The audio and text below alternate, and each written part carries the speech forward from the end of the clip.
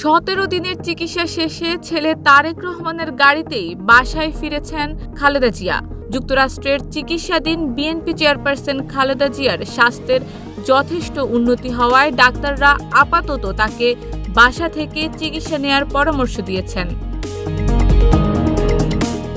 শুক্রবার লন্ডনের স্থানীয় সময় 9:30টায় তারেক রহমান নিজেই গাড়ি চালিয়ে খালেদা জিয়াকে তার বাসায় নিয়ে যান। এ সময় তার স্ত্রী ডাক্তার জুবাইদা রহমানও সঙ্গে ছিলেন। এর আগে তারেক রহমান বাংলাদেশে অধ্যুষিত ব্রিকল্যান্ড মসজিদে তার প্রয়াত ছোট ভাই আরাফাত রহমান কোকোর মাগফিরাতে আয়োজিত দোয়া মাহফিলে অংশগ্রহণ করেন। আমরা অনেকেই রাজনীতি করি বাংলাদেশ জাতীয়তাবাদী দলের, এর বাইরেও।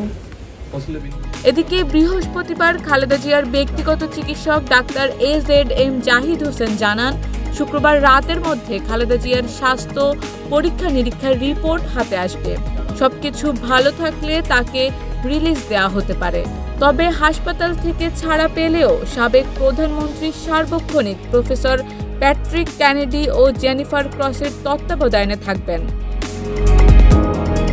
খালেদা জিয়ার লিভার ট্রান্সপ্লান্ট করার বিষয়ে এখনও সিদ্ধান্তে আসা যায়নি জানিয়ে তার ব্যক্তিগত চিকিৎসক বলেন, ওনার বয়সটা একটা বিবেচ্য বিষয়। তাছাড়া জেলে রেখে তাকে চিকিৎসা থেকে বঞ্চিত করা হয়েছে।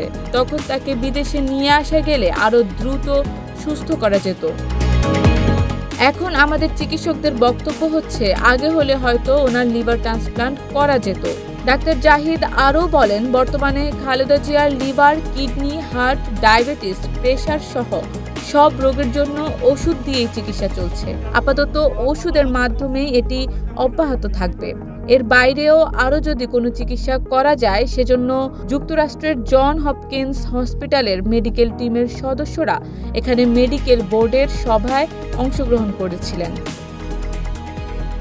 গত 8 জানুয়ারি খালেদা জিয়া উন্নত চিকিৎসার জন্য লন্ডন যান। সেদিন লন্ডনের হিথ্রো বিমানবন্দর থেকে সরাসরি তাকে বিশেষায়িত বেসরকারি হাসপাতাল দ্য ক্লিনিকে ভর্তি করানো হয়।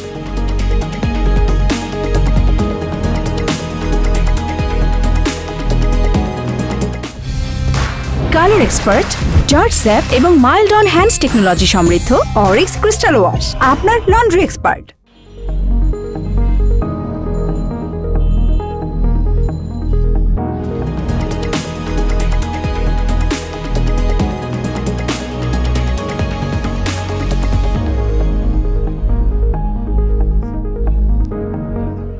শারমিন নিশু, ঢাকা পোস্ট।